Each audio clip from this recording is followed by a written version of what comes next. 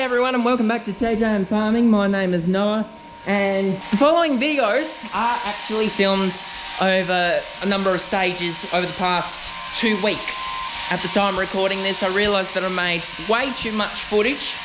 So if this intro sounds the same for 2 different videos, that's why.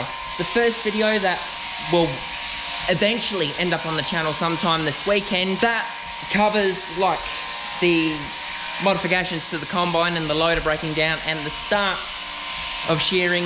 The second video of that is just going to be dedicated to the entire shearing of the reject flock, of which currently there are 17 left to shear, and talking about the wool press. So one thing to mention before we get into the video, the flickering that you see on the camera at the moment, that is caused by these UFO spotlights. Unfortunately, the GoPro does not like them, but we like them and we're going to keep them like that. So, full disclosure, looking flickery on the camera inside the shearing shed here, whereas in real life, it's absolutely fine. Nothing much I can really do that. So, full disclosure, if you have seizures, seizure warning or anything like that, these lights do flicker, so just bear that in mind. That's right, we're supposed to be shearing sheep today. We got the reject flock, or some of them, and we'll come up to the window. Yeah, there's everybody else. So what exactly, for those in the back who have just joined us, what exactly are the reject flock? Well, the reject flock is actually what I call the cull ewes and the leftover Wether lambs that didn't end up going on the truck. There's 145 of them total. 86 of them are the cull ewe weaners, and the rest are the leftover Wethers that weren't exactly worth selling on their own rights, because there were too few of them to make a decent amount of money. The goal with the reject flock was to put them on pellets to get them up to weight so we can knock the wool off, which we're planning to do today. At the time of recording this is the Saturday, and tomorrow, which is the Sunday.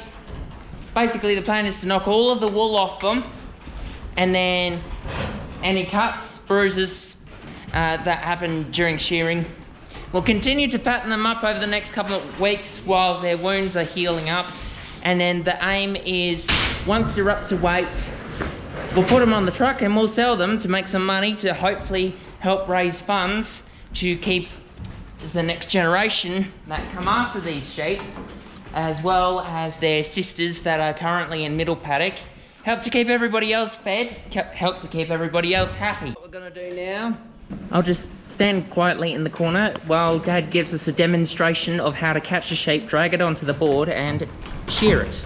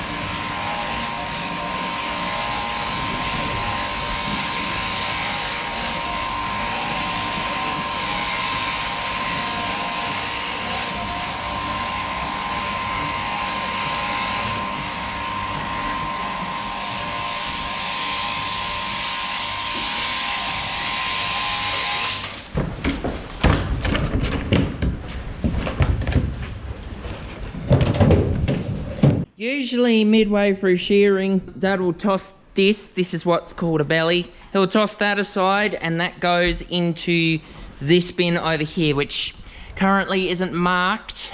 I want to get some kind of board and put it along here and do some proper markings of the bays, just in case we have someone else who's not familiar with our shed working in here at some point in the future, but that's beside the point.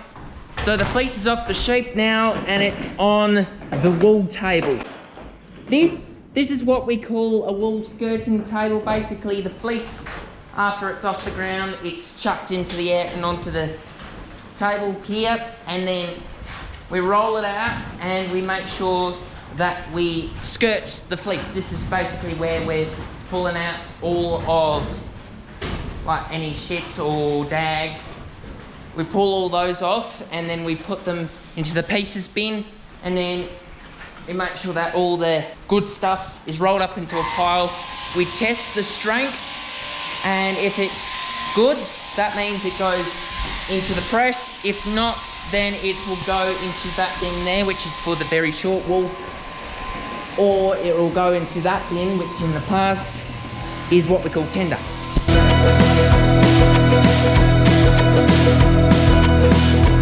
So now this fleece is all done. It's pretty much ready to go in the press. Do the strength test to see if it's sound or not. This looks like it is. So what we're gonna do now, spin you around. What happens now, we know that the wool is sound. Another fleece goes onto the table behind me, and this goes into the Type 3 wool press. Oh yeah, by the way, before we get cracking into the proper time lapse, what happens if there's a cut on the sheep and you get something like this red mark here, this is the underside of the skin that got cut during the shearing, which happens on accident most of the time. What do we do with the red bits? Well, we get these old-fashioned shears. We'll come along and cut it off like this. So this strand right here, this will then go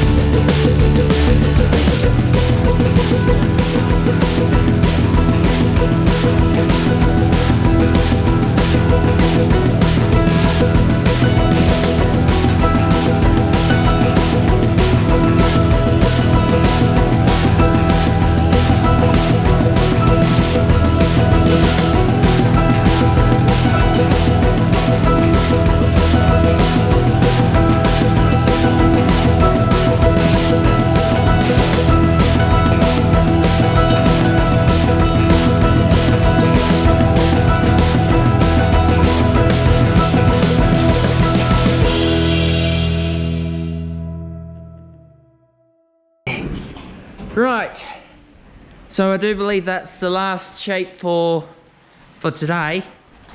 The second last sheep for today has a skin mark.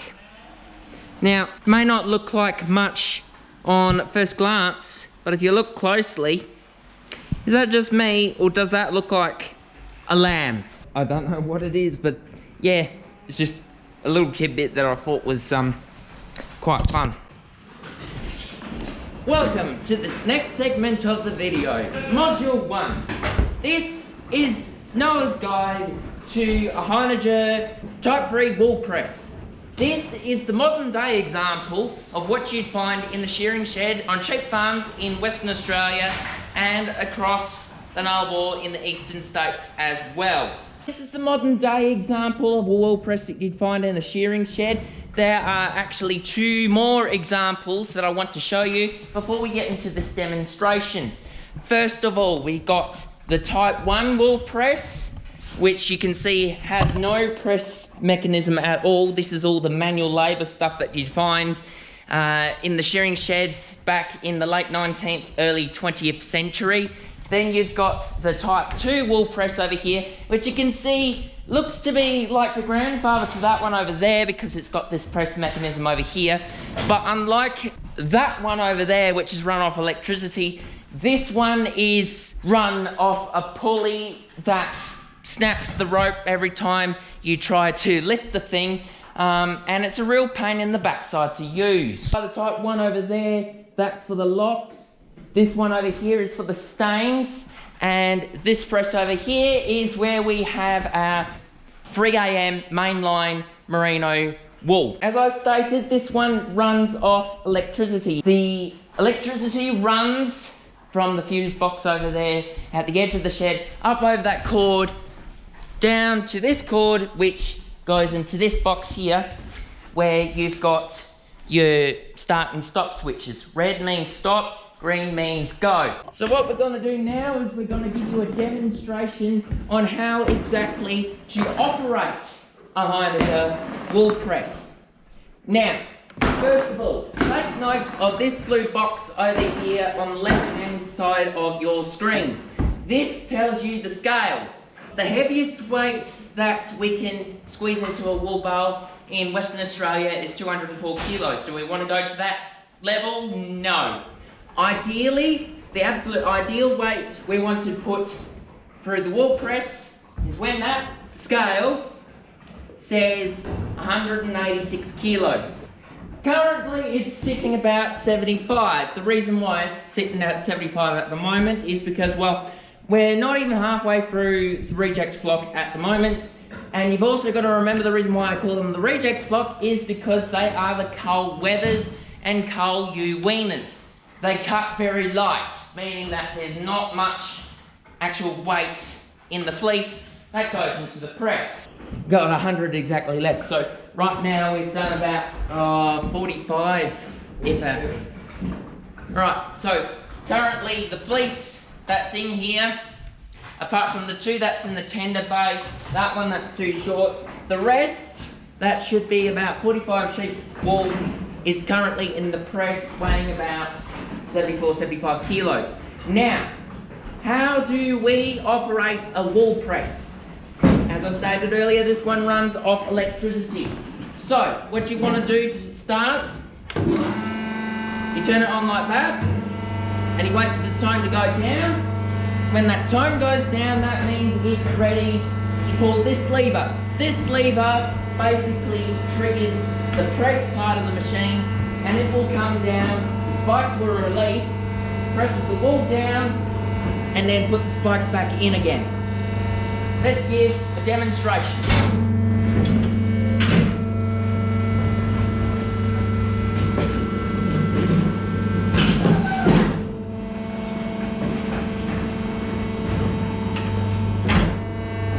And there we go. The press has done its job. The wool is now pressed down and the spikes have come back in. These spikes are there to stop the wool from boinging up and flowing all over the place. After we finish pressing down a wool bale, we just whack some more wool in, do it again and again and again until the bale is up to weight. And then when we get this bale up to weight, I'll show you exactly what the next step is. Let's turn the press off.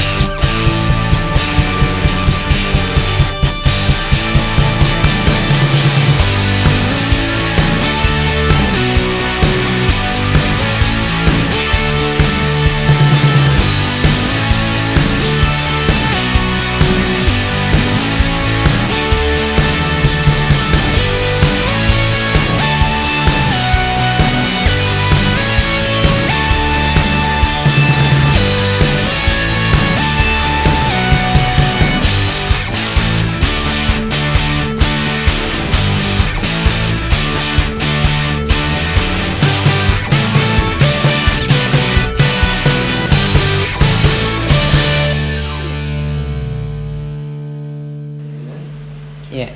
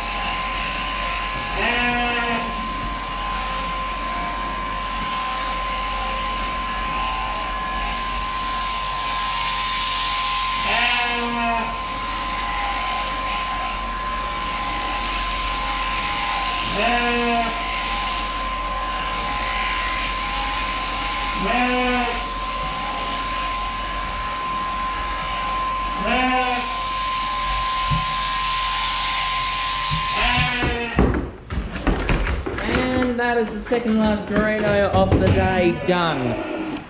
Now, the constant... Yeah. That's... Yeah. This is Blackie. She is quite literally called Blackie, because she's the only black lamb on the entire farm. She's quite the hysterical one. She doesn't like being on her own. Yeah. Yeah, you tell them, Blackie. Because, as you've seen through most of my videos, you would know that we farm merinos. And merinos are the ones with the white wool. Blackie, well, on the outside she's got brown wool, but on the inside the actual fleece is black. Now, it's very important that when we have a sheep of a different colour wool come into the shed to be shorn, we need to make sure that the board is spotless as much as we can.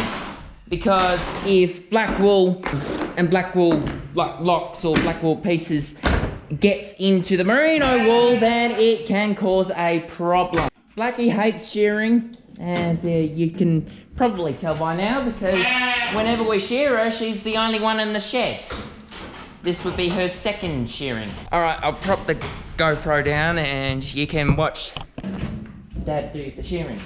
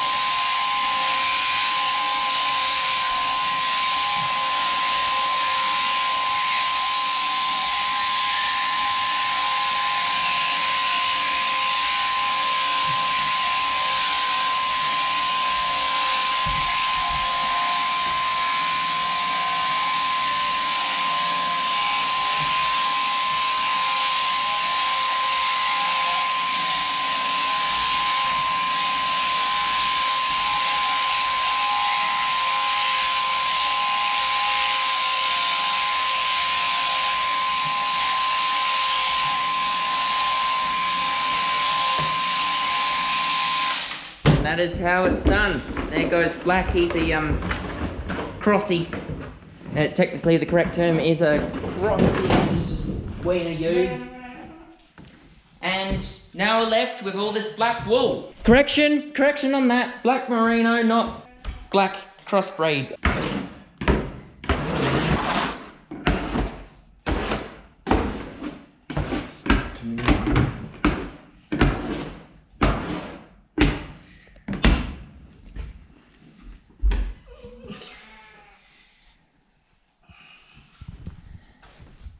And it goes into the bucket. Now, what happens to the black fleece? I put it in the bucket so I don't spread black wool through the shed. It goes in a separate wool bale out the back. A wool bale that probably takes years to fill.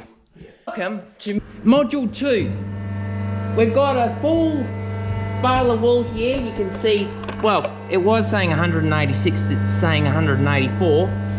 What we're gonna do now is show you the next stage in the process, how to actually bale the wool.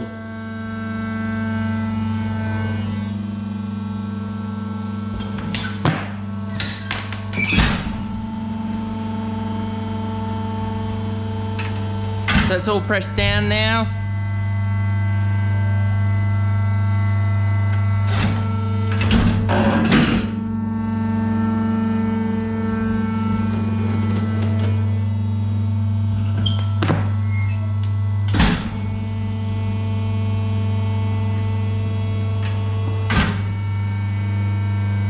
As you can see, Dad's trying to even up the wool on the top so we can have a nice even bale.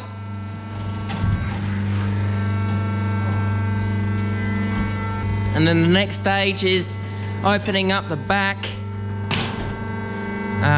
Technical difficulties, of course. The back's open now.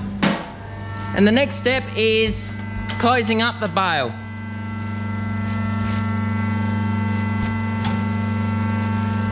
So these sides go on first.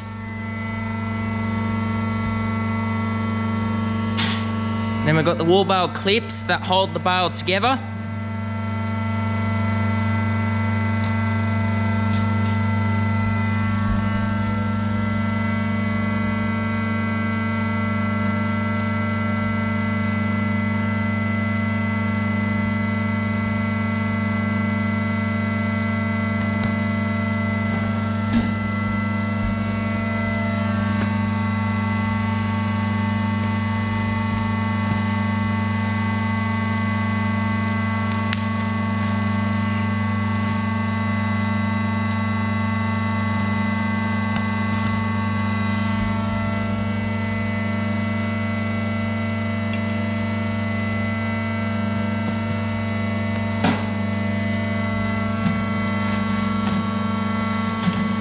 And after that's in, we flip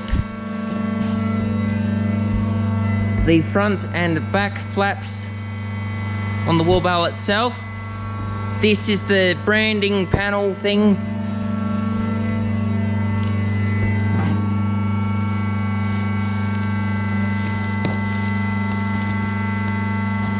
Arguably the most important part of the bale is this right here. As stated in the previous video, look.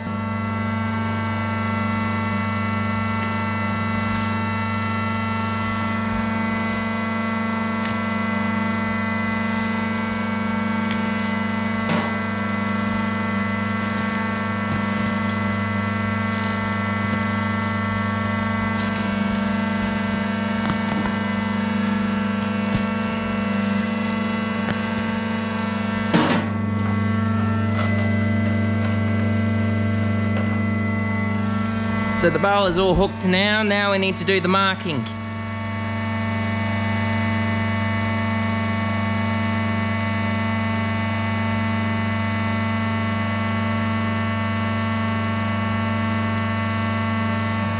This is what we talked about in the previous video.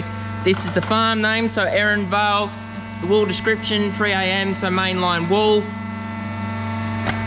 Class of stamps going on. We've got that blurred for privacy reasons. And the last thing to put is the bale number.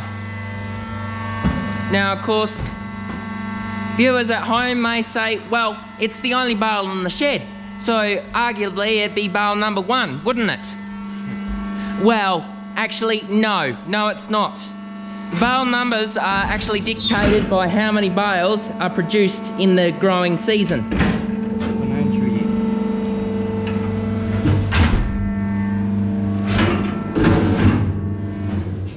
And as you can see, the wool press has this hook here that once the bale is all brought together, marked and labelled, this goes up to this bracket here and the press basically bales it out. Similar to how a hay baler does it, except this is a little bit more manual.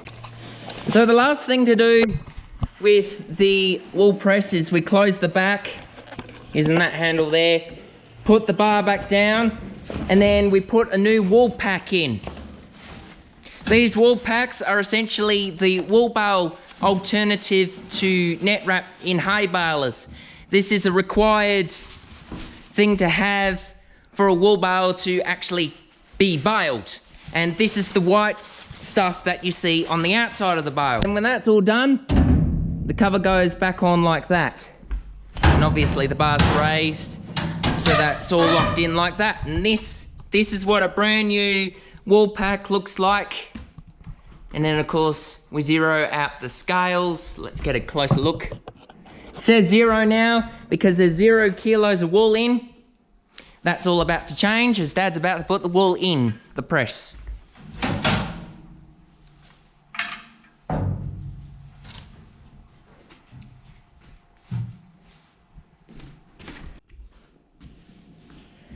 And there we go, that's module 2 of how a Heinegger wool press operates. Modules 1 and 2 basically cover the actual operation of this. And module 3, which we'll get to probably when we get all to 18 of the remaining reject flock finished. Module 3 is the actual branding process of the wool bale. All the kind of stuff that I was talking about in that video that didn't do particularly well.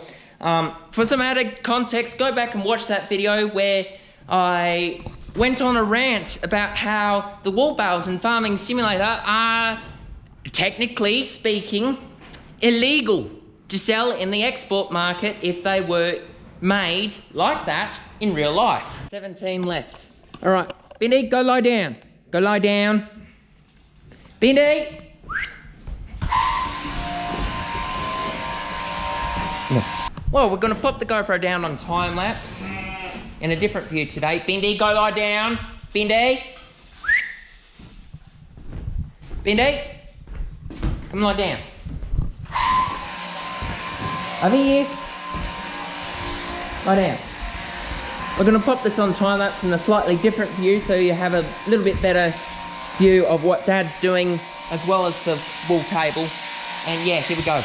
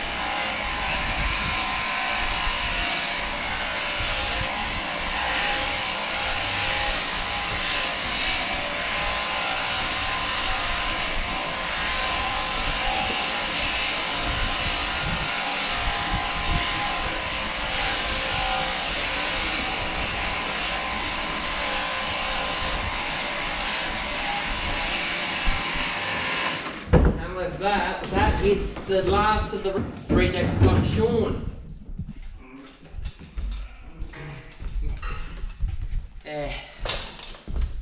Oh. Just need to get that fleece, put it in the press and then we're done.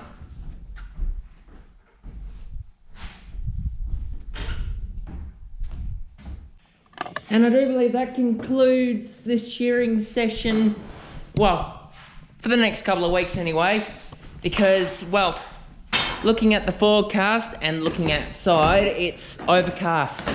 And currently the weather forecast is saying that the first week of June is going to bring a ton of rain.